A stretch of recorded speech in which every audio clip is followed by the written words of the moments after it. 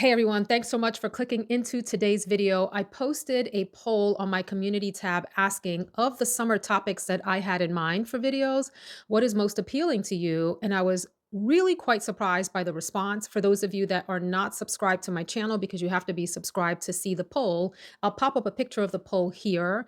As of the day that I'm filming, we had almost 900 responses, and about 40% of the responses asked for the summer fresh category. And I was pretty surprised because I had done a bunch of these kinds of videos already, and then definitely some here this spring. So I'll put all of those into a playlist below if you're interested in like binge watching videos on fresh fragrances, be they for spring or summer or all year round.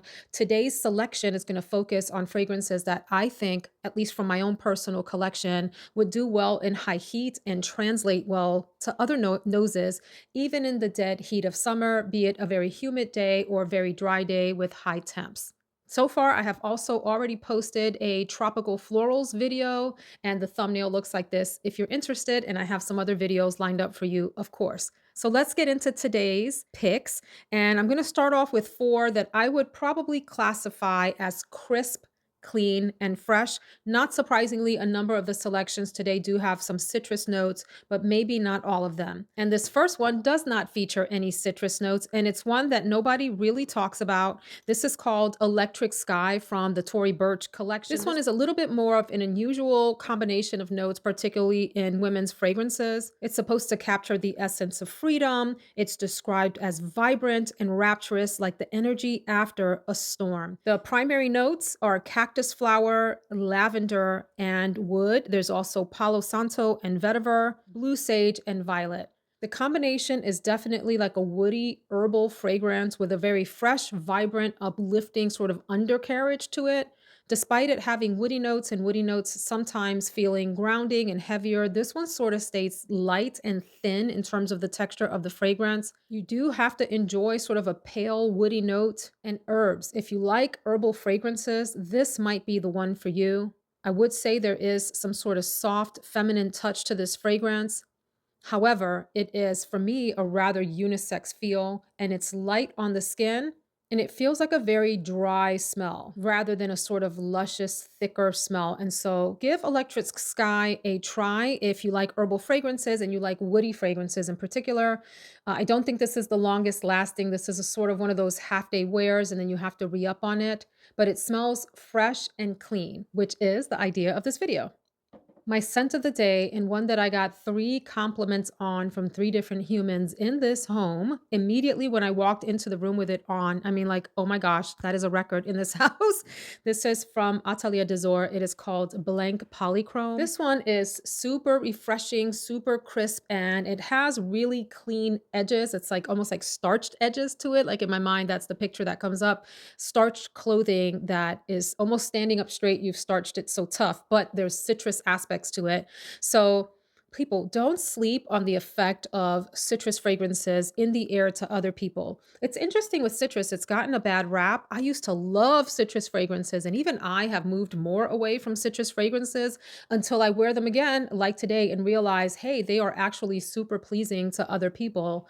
So citrus has its place, especially in the summertime. This one in particular feels really linear and clean and crisp. Lemon and mandarin are primary notes in the fragrance. There's also a generous amount of clean musk, a clean, light, wispy, a skinny musk. It's like musk light. And there's ambroxan in the base, which can lend just like a hint of warmth, like almost like a musky warmth to the fragrance. This is maybe one of the thinnest in terms of the texture, one of the thinnest fragrances that I'm going to share with you today, minus the one that's coming up. That one is probably the thinnest of all, but it's refreshing and it's got the zing from the citruses in it. It's fairly uncomplicated. There are some floral notes in the middle. However, they don't stand out to me at all. I get citrus. I get a really soft, thin musk, and some of that sort of ambroxan, molecular, slightly warm, slightly ambery, maybe even kind of woody touch in the base of this. And it's nicely lasting, although it does settle down and become closer to the skin as it goes on. So that is BLANC Polychrome, one that I would really trust in the super high heat of summer. If you are a Sephora shopper, you have for sure seen the new Salt and Stone line there. Well, maybe it's not new because I think they premiered last calendar year, but it's newer in terms of the brands at Sephora overall.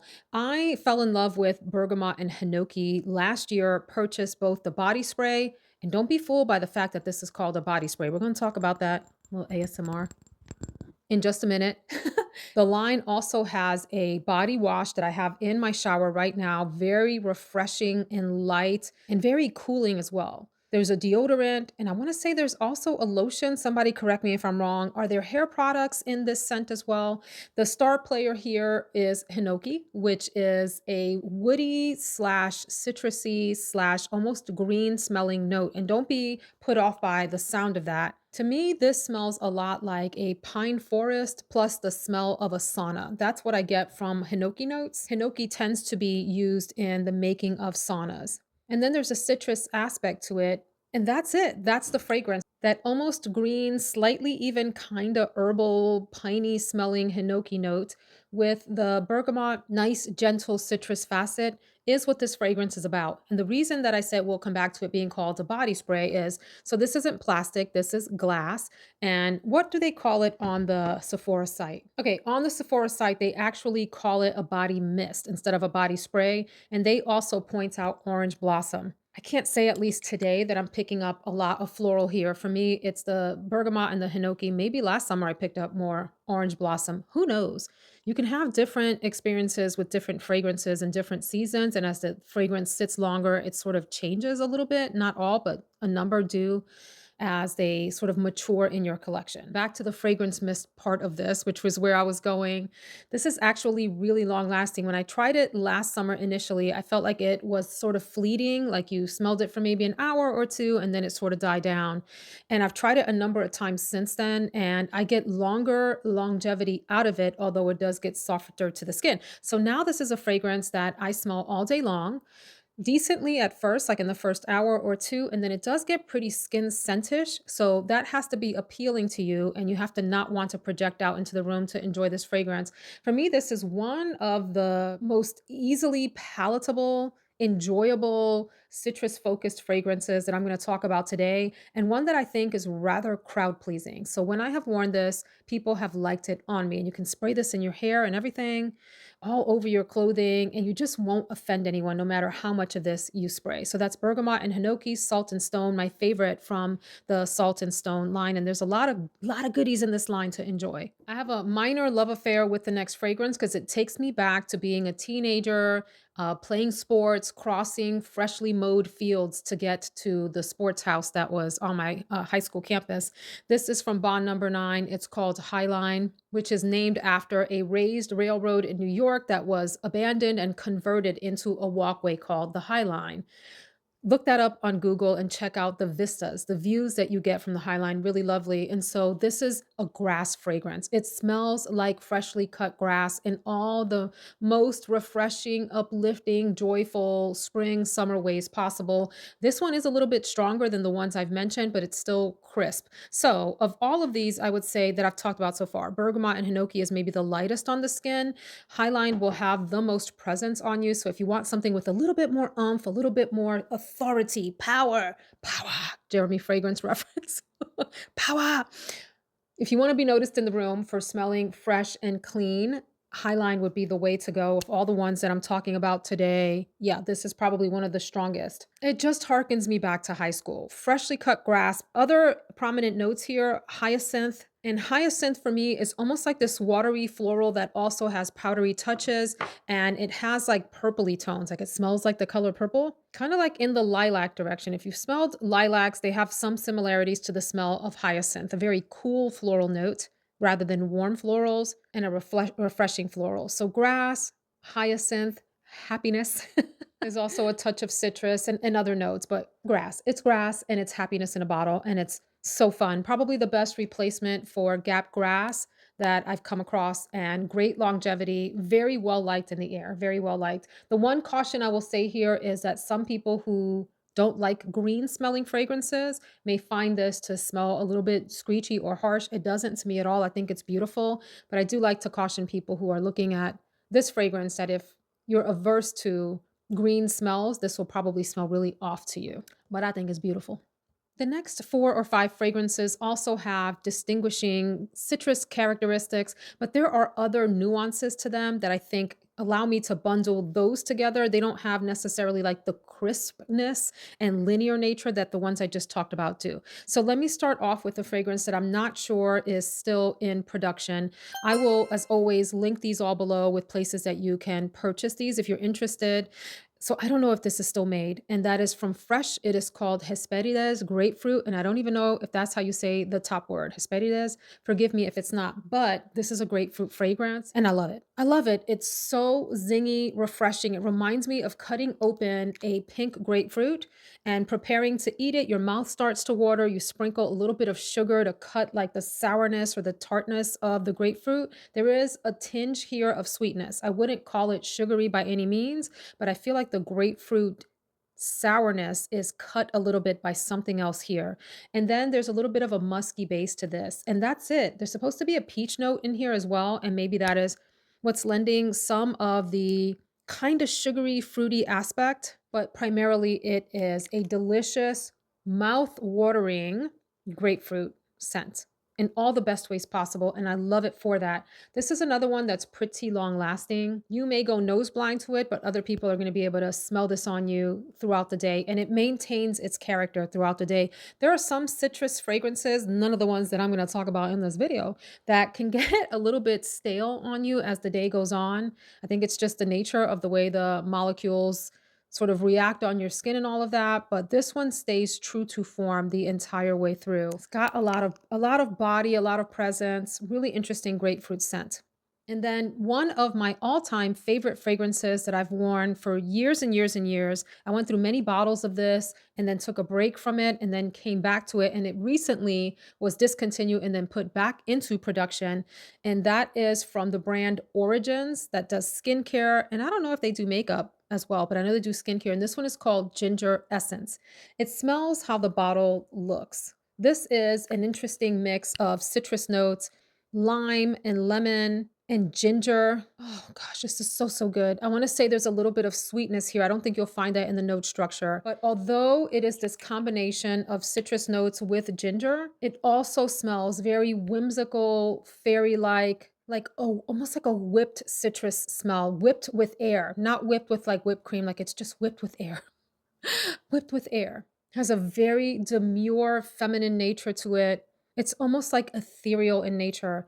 This one also has a scrub, if they still sell it, like a sugar scrub from Origins, as well as a whipped souffle body butter that is exquisite. Exquisite. This for me is a no-brainer for the dead of summer. It's fantastic. My one complaint is that it's a fairly fleeting fragrance. You may, on a lucky day, get about 4 to 6 hours if you're lucky, if you're lucky. Sometimes for some people, it's like a couple of hours to 3 hours experience. So layer it with that souffle if you're interested in having greater longevity for it and the souffle together. For me, one of the most amazing citrus focused smells of like all time. I feel like there's also maybe a little tiny bit of musk in this as well. There's some base note that I'm forgetting, but that combination of citrus with ginger is just divine for summertime. Fantastic. One of my top picks from everything I'm talking about today in terms of summer fresh, summer fresh. And then maybe one of the more well-mannered woody citrus fragrances, Bruno Coochinelli Parfum. This one is newer to my collection as of, I think the holidays is when I purchased this. I want to say in that craze between Thanksgiving and Christmas. New Year's, that time period is when I went bananas and purchased this one and a bunch of others in a haul. This is so lovely. A very soft, delicate citrus, thin ribbon running through this fragrance, and a soft, woody backdrop with a touch of powder and a touch of musk. This is your all time, all day, wear anywhere, offend no one scent. You're going to smell good everywhere you go. People are going to give you compliments on how pretty and fresh you smell and put together. It is a very put together fragrance.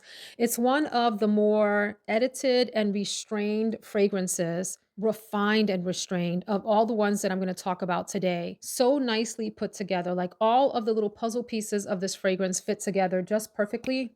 It smells like everything that's right, uplifting, fulfilling. It's such a fulfilling smell because it smells just so perfect, like so nicely balanced. All the different aspects of it are so balanced in such a beautiful way. A very well put together scent to wear on a day when you want to smell well put together.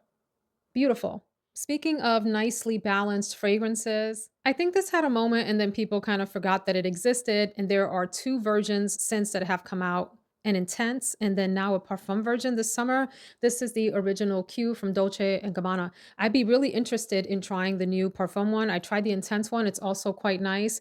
This one I think is probably the best for this category, like the dead heat of summer type of fragrances that you can pull out and you know are going to do a really nice job helping you smell good and put together. This one I would put in a similar category as the one I just mentioned, the Brunello Cucinelli. The difference here is that this one maybe has the Q, has a little bit more musk, and there's a nice cherry note in here to add this like fun, playful, girly femininity to this one that's different than the other fragrances. So it's definitely citrus forward, but there's a nice balance from this actually has powder and musk in it as well, like a powdery musky presence with this playful, fruity cherry note that I think is just delightful. So, again, not to use the same words over and over again, but it is fresh. This one may be in the more feminine direction. It is light. And I will say that one of the complaints of this fragrance is that it doesn't last long. That's usually the case with a lot of citrus fragrances, and where there are variations, I have mentioned those for the ones that I've talked about today. So yeah, this one you will likely have to reapply, but it is a very sort of deliciously citrus, girly, fun, playful, feminine scent. Really lovely. Have you tried the new parfum version? If so, I would love to hear your thoughts and what you perceive to be the differences between that one and this original Q version. I would love to know. A lot of people like the cap on this as well, the fact that it's ornate and a little fun and maybe kind of slightly kitschy. And by the way, I will quickly say that this one, Q, you can find fairly affordably now on gray market sites. I mean, a number of these you could find fairly affordably.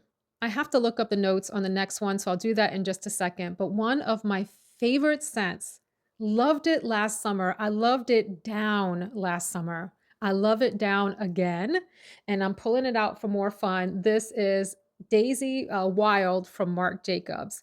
And I almost didn't go for this fragrance. Like I almost passed it by because I did one of those like drive-by sniffs at Ulta when I purchased it last summer, before I purchased it last summer, when it was first released, actually. And I remember thinking, meh, that's all right, whatever. But that happens when you're in store and just sniffing a bunch of fragrances. Like you don't really get the real essence of a fragrance or get to know it enough to decide if it's for you.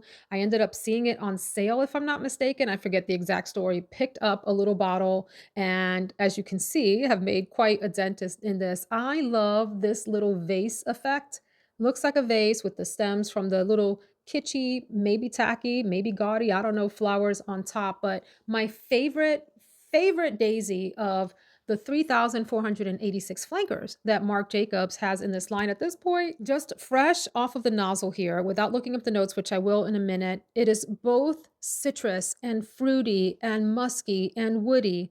And just like it calls to me, it makes me happy. It puts a smile on my face. I find it joyful, uplifting, and everything sunny and fresh that you love about spring and the deep of summer. Now, let me check out the notes for you. Banana flower, jasmine, macadamia. I don't get no macadamia nowhere in this fragrance.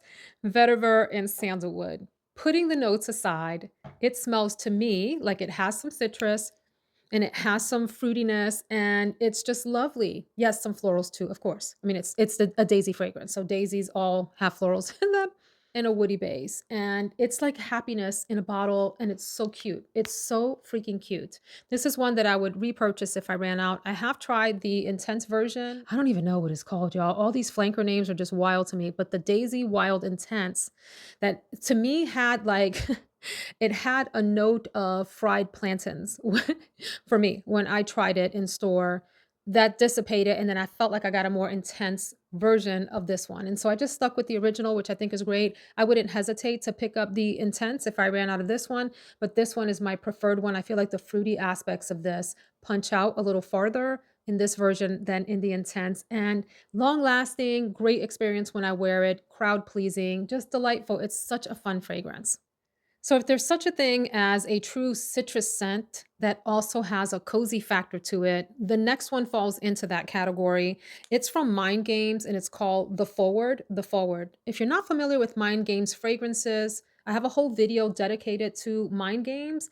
Not all of them are in there as there have been a number of new releases since then, but I'll link that down in the description box so you can check it out. Lots and lots of interesting selections. Very, very pricey brand. I'm sorry I can't usually get discount codes. So you can do 10% off on this with Veronica 10 on the Mind Games website and on So Avant Garde. Or if you want more off, I would wait for one of like the department store sales if you're like a member of Nordstrom's or Bloomingdale's or Saks Fifth Avenue or one of those ritzier department stores that carries this line and you can get more off. I like to say that because these prices are outrageous. But this is perhaps one of the more feminine leaning citrus fragrances that's still true to citrus without stepping into other categories. Well, maybe citrus woody. So let me say this too. There's a salt note here. I have a hard time picking up salt when I smell fragrances. Like, I'm not one to smell a fragrance and go, oh my gosh, that's a salty note. But when I know it's in there and then I sniff it, I'm like, oh, that's what I'm smelling. So yes, there is sort of a salty nature here at the top. This to me is marked by pomelo, which is like a grapefruit note. And for here, the grapefruit is a lot softer, a lot more feminine and round and cozy, if that's such a thing, than it is, for example, in the fresh Hesperides grapefruit fragrance that I talked about earlier, where this is a pronounced like pink grapefruit. In the forward, the grapefruit is a lot more sort of subdued. It's pomelo, like, that which is in the grapefruit family. This one also has a significant amount of tonka bean and cashmere. And cashmere is designed to smell like the feeling of cashmere. So think soft and fuzzy and maybe a little bit skin musky and woody all at the same time. So this has some of those sensual aspects. The forward smells like a citrus, soft, sensual fragrance with some vanilla. Tonka bean can come across like vanilla often. The fragrance actually has vanilla in it as well. I'm looking at the notes now, and then sandalwood for a woody sort of base to this. I feel like this is one of the more fantastic fragrances and the more mass appealing fragrances from the Mind Games line that I don't hear talked about a lot and deserves good attention here in the summertime for smelling fresh, smelling refreshing and clean while also having this soft, cozy wraparound femininity to it that I think would be very, very appealing for a lot of ladies. So definitely check out The Forward, one of my favorites from the Mind Games line. I have two more and then an honorable mention, and then one that's like the honorable mention. If you're still here, give us a little orange or grapefruit. Is there a grapefruit emoji or a lemon down in the comments so I know you have stuck around? Let's go to Aerin Mediterranean Honeysuckle Tiare. I think there was a honeysuckle fragrance, if I remember, and then this became a flanker of that. I might be mixing up some from the Aerin line. Oh my gosh, this is so pretty. I probably should have put this in one of the tropical floral videos because it has enough of that in it. Really pretty. This one is lemon, gardenia, and tiare flower as the main players. The citrus here is less pronounced. It's much more toned down and blended in and softened by the presence of this very creamy, beautiful, fresh gardenia and tiare notes. So think like tropical florals that are very creamy, very fragrant. They smell even a little bit heady in the fragrance.